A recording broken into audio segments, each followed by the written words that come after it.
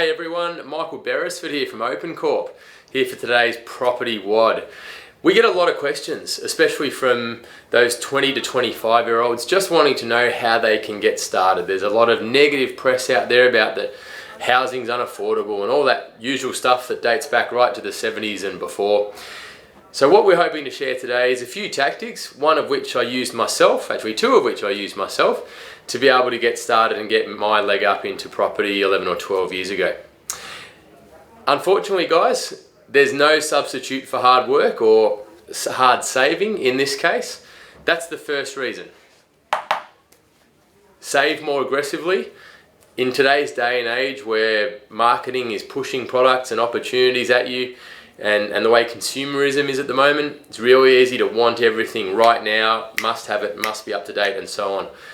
The really successful people in the wealth creation space are about delayed gratification, okay? And you'll make far more over the long term if you're prepared just to sacrifice, make a few small sacrifices early days to be able to get that first deposit underway. So that's the first reason. The second one is one I actually used and one that most people don't think of, and that's gifting. So what we're talking about there, and this is actually a shout out to some of the parents out there that might have kids in their late teenage years or early 20s that they're wanting to help get a leg up, is that you can actually gift equity to one of your kids or to another person to be able to help them get started.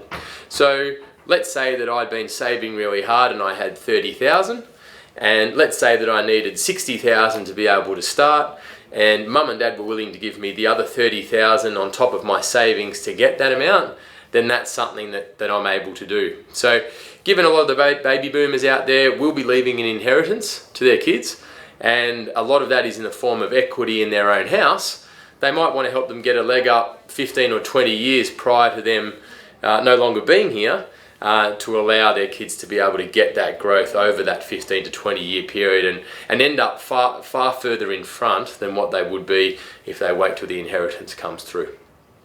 The third way is by partnering. Now that's not for everyone. It might be me and a mate of mine pull our funds together to be able to invest. Now there are a lot of different considerations that you need to think about with this one. It's not for everyone, but the purpose of today is to share the different possibilities with you. What is important is that you have an agreement as to who contributed what percentage of the property you own. Ensure that you're on the same page with respect to what you want that property to do and that your goals are similar. You don't want to be getting 10 years down the track and one part of the partnership wants to sell it and one part of the partnership wants to buy it. That can get messy. Okay, so there needs to be a few considerations around that.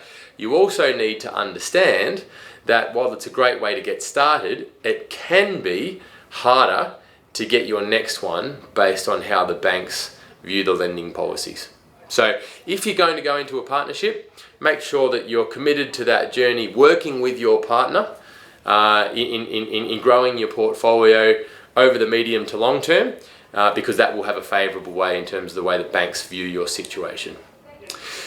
So there we go, guys. Hopefully that's been useful, sharing a few entry strategies this time round as to how you can get started with property. Quick recap: save really hard, delayed gratification, be disciplined. Gifting, maybe have a chat with mum and dad about if they're willing to lend you some equity on top of your proven savings. Demonstrate to them that you're a solid borrower and you've got a good discipline of savings behind you. And thirdly, maybe look to go in with someone else and be able to get that first property sooner.